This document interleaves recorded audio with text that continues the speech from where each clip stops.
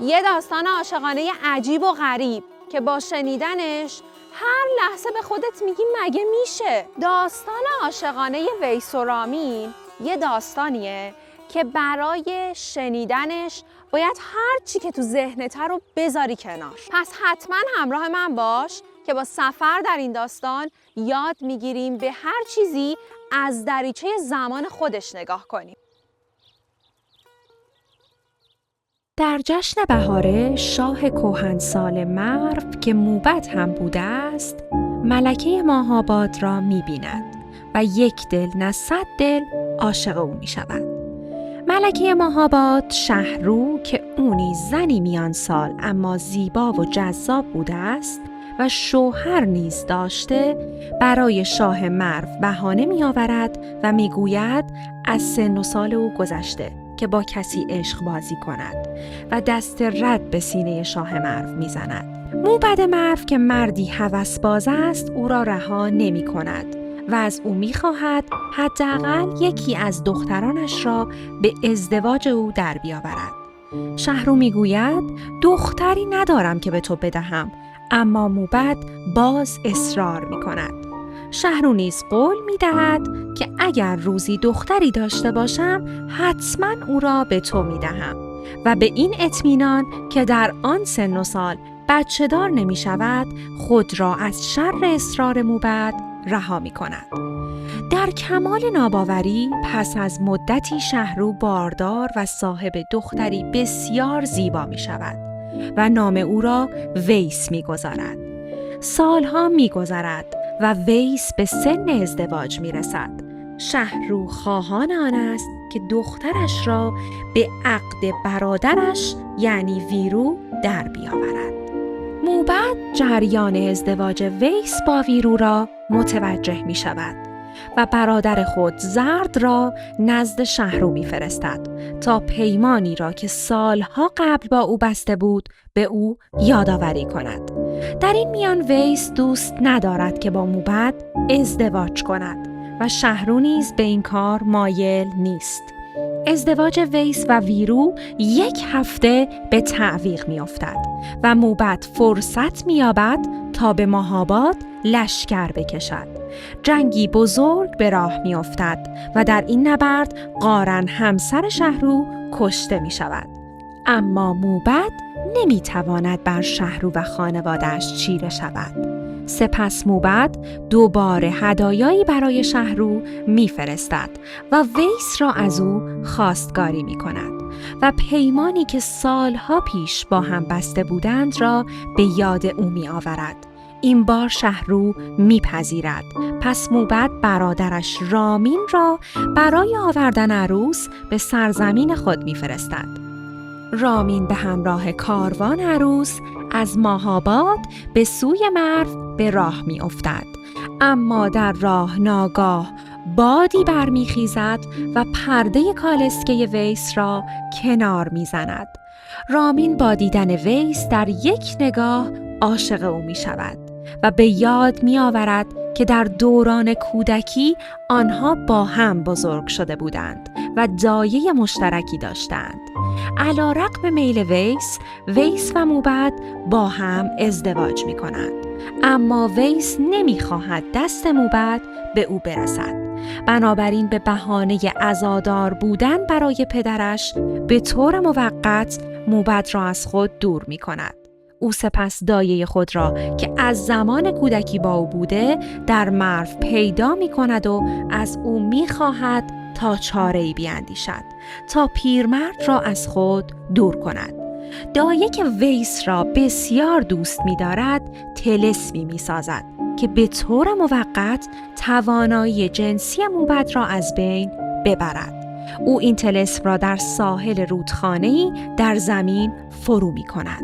پس از مدت کوتاهی طوفانی برمیخیزد و طلسم نابود می شود، به طوری که طلسم ابدی می شود و حتی دیگر دایه هم به آن دسترسی ندارد تا آن را باطل کند. در این میان رامین جرأتی پیدا می کند و به دایه نزدیک می شود و دل او را به دست می آورد تا ویس را راضی کند که عشق رامین را بپذیرد. دایه با ویس صحبت می کند و با توصیفاتی که از رامین می کند دل ویس به رامین متمایل می شود. او زمینه ای را فراهم می کند تا ویس و رامین با یکدیگر دیداری داشته باشند.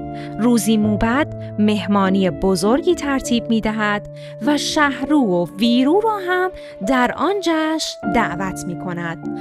در اثنای همان جشن به موبد خبر می دهند که ویس و رامین با یکدیگر رابطه عاشقانه دارند.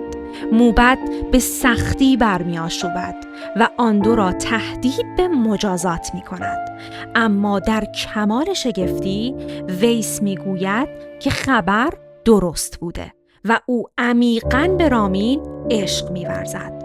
شهرو مادر ویس و ویرو برادرش ویس را نصیحت می کنند، اما او نمی پذیرد و به عشق خود پای می فشارد.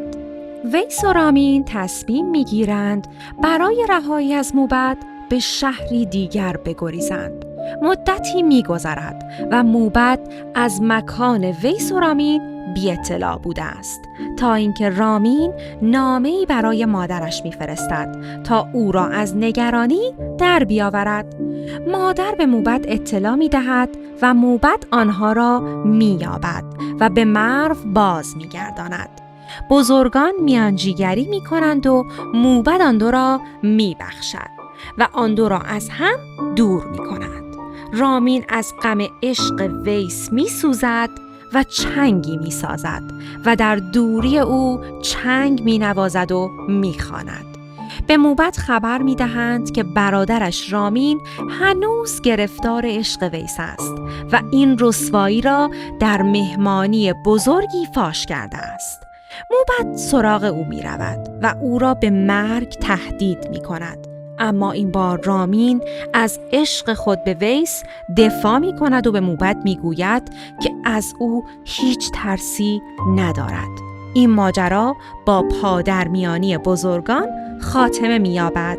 بزرگان برای جلوگیری از مشکلات جدیدتر بین دو برادر به رامین پیشنهاد می کنند تا به شهری دیگر برود. رامین از مرو می رود و با دختری به نام گل ازدواج می کند تا ویس را فراموش کند، اما موفق به این کار نمی شود و گل او را ترک می کند.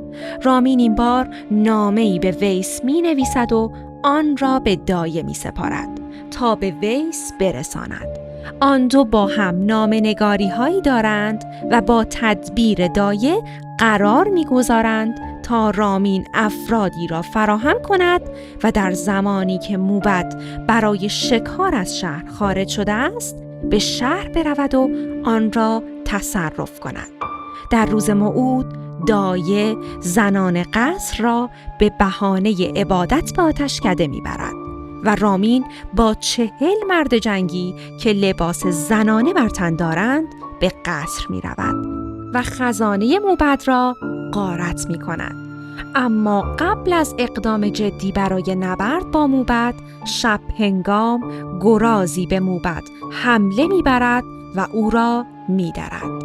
بدین ترتیب با کشته شدن موبد شهر بدون جنگ و خونریزی و بی دغدغه به دست رامین می افتد.